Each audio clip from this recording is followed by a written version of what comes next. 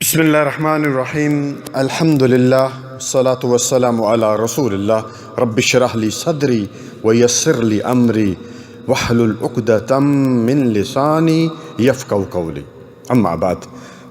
اذان کی فضیلت اور اذان کے بعد وہ کون سی دعا ہے یا وہ کون سا عمل ہے جس کے کرنے سے اللہ سبحانہ تعالیٰ کی طرف سے انسان کو 3 عظیم انعامات ملتے ہیں۔ پیارے بھائیوں، ایک نبی صلی اللہ علیہ وسلم کی شفاعت، دوسرا انسان کے سابقہ گناہ معاف، اور تیسرا اس کی دعا کبھی رد نہیں ہوتی۔ آئیے وہ کون سے عمل ہیں اور کیسے کرنے ہیں۔ سیدنا ابو ہریرہ رضی اللہ تعالیٰ عنہ سے روایت ہے کہ رسول اللہ صلی اللہ علیہ وسلم نے فرمایا، اگر لوگ اس فضیلت کو جان لیں جو اذان دینے اور پہلی صف میں ہیں تو وہ اس پر قرآن اندازی کیے بغیر کوئی چارہ نہ پائیں۔ یعنی جس کو پتہ چل جائے اس کی اتنی فضیلت ہے اذان کی، تو وہ قرآن ڈالیں اس میں کہ میں اذان دوں گا، اور قرآن ڈالیں کہ میں پہلی صف میں شامل ہوں گا۔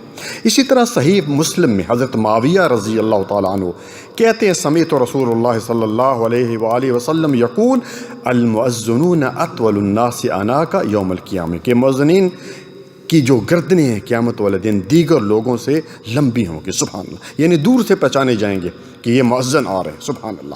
اسی طرح عبداللہ بن عمر بن عاص رضی اللہ تعالیٰ عنہما سے روایت ہے، نبی صلی اللہ علیہ وسلم نے فرمایا، اذا سمعتم النداء فقولوا مثل ما یقول، جب تم اذان سنو تو اسی طرح کہو جس طرح مؤذن کہتا ہے۔ ثم صلوا علیہ، پھر تم مجھ پر درود پڑھو، فإنہ من صلی علیہ صلاۃ صلی اللہ بہا عشرہ، جو مجھ پر ایک دفعہ درود پڑھتا ہے اللہ تعالیٰ اس پر 10 رحمتیں نازل فرماتے ہیں۔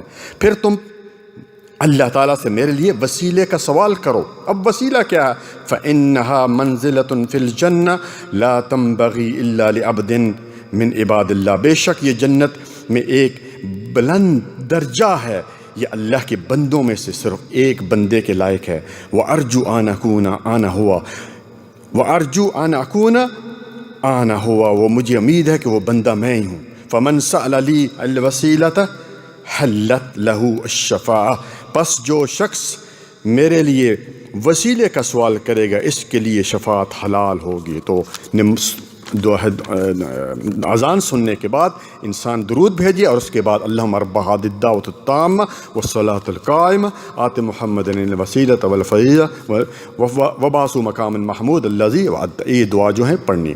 اور آج حال کیا ہے ہمارے لوگوں کا؟ اذان ہو رہی ہوتی ہے، کسی کو کوئی پرواہ ہی نہیں، ہم وہی گپوں میں مصروف ہیں، ہم وہی نیٹ پر اور فیس بک پر اور واٹس ایپ پر اور یوٹیوب پر مشغول ہیں۔ پیارے بھائیوں، شیطان کو یہ اذان اتنی بری لگتی ہے کہ نبی صلی اللہ علیہ وسلم نے بخاری و مسلم میں سیدنا ابو ہریرہ رضی اللہ تعالیٰ عنہ سے روایت ہے، اذا نودی بالصلاۃ ادبر الشیطان، جب اذان دی جاتی ہے نماز کے لیے تو شیطان پادتا ہوا، یعنی ہوا خارج کرتا ہوا، وہ پیٹ پھیر کر بھاگ جاتا ہے تاکہ اذان کی آواز نہ سنے۔ اور پیارے بھائیوں، 5 وقت ایک منادی اللہ تعالیٰ کی طرف سے آواز دیتا ہے، اللہ کی توحید بیان کرتا ہے، اللہ اکبر اللہ اکبر، اللہ سب سے بڑا ہے، اللہ سب سے بڑا ہے، اشہد ان لا الہ الا اللہ، میں گواہی دیتا ہوں کہ اللہ کے سوا کوئی معبود برحق نہیں، اور پھر اشہد ان محمد رسول اللہ، کہ میں گواہی دیتا ہوں کہ محمد رسول اللہ صلی اللہ علیہ وسلم اللہ کے رسول ہیں۔ پھر حی علی الصلاۃ، آ جاؤ نماز کے لیے، آ جاؤ، بند کر دے دکان، اٹھ جا نیند سے اے بندے، تمام کاروبار بند کر دے۔ میرے بھائیوں، اگر نماز کے لیے خانہ کعبہ کا طواف رک سکتا ہے، کیا تیرا کاروبار بند نہیں ہو سکتا؟ کیا تھوڑی دیر کے لیے تو نہیں رک سکتا؟ اور پھر حی علی الفلاح، اب تمہاری بہتری اسی میں ہے، یعنی اب کامیابی اگر ہوگی تو وہ اسی میں ہوگا۔ اللہ تعالیٰ بلا رہا ہے، آ جا میرے بندے، مجھ سے ملاقات کر لے، اپنے گناہ بخش لے۔ دوسری اس کی فضیلت، اذان اور اقامت کے درمیان دعا قبول ہوتی ہے۔ چنانچہ سنن ابو داؤد میں سیدنا انس رضی اللہ تعالیٰ عنہ سے روایت ہے، نبی صلی اللہ علیہ وسلم نے فرمایا، الدعاء لا يرد بین الاذان والاقامہ، اذان اور اقامت کے درمیان مانگی گئی دعا کبھی رد نہیں ہوتی۔ اور ایک عظیم اور خوشخبری میرے بھائی، تھوڑی سی بات کر کے بات ختم کروں گا۔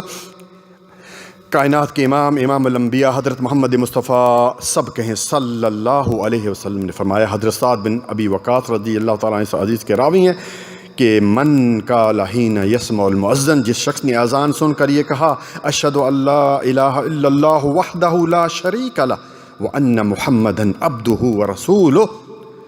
اللہ اکبر، کیسے یعنی پیارے بھائیو دیکھیں، ہر جگہ اللہ تعالیٰ کی توحید بیان ہو رہی ہے۔ میں گواہی دیتا ہوں کہ اللہ کے علاوہ کوئی معبود برحق نہیں، وہ اکیلا ہے، اس کا کوئی شریک نہیں، اور یہ کہ محمد رسول اللہ صلی اللہ علیہ وسلم اللہ کے بندے اور رسول ہیں۔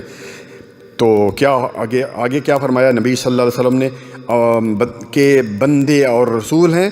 اور اب آپ دیکھیے ذرا کہ یہاں پر نبی صلی اللہ علیہ وسلم اپنے آپ کو بندہ کہہ رہے ہیں، ہم کہتے ہیں نور ہیں، اور پھر اس کے بعد یہ الفاظ کہنے کے بعد پھر کیا کہے، رضیت باللہ ربا وبمحمد رسول النبی صلی اللہ علیہ وسلم وبالاسلام دینا غفر لہ ذنبہ رواہ المسلم۔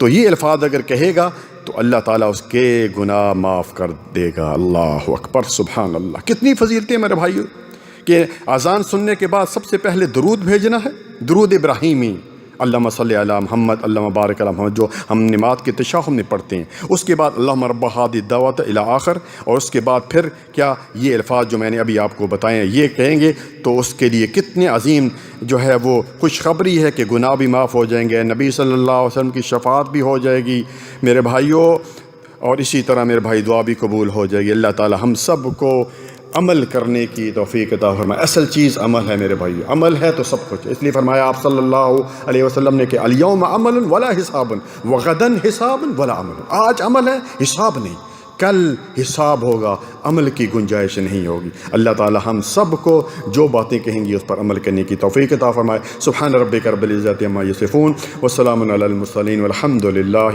رب العالمین۔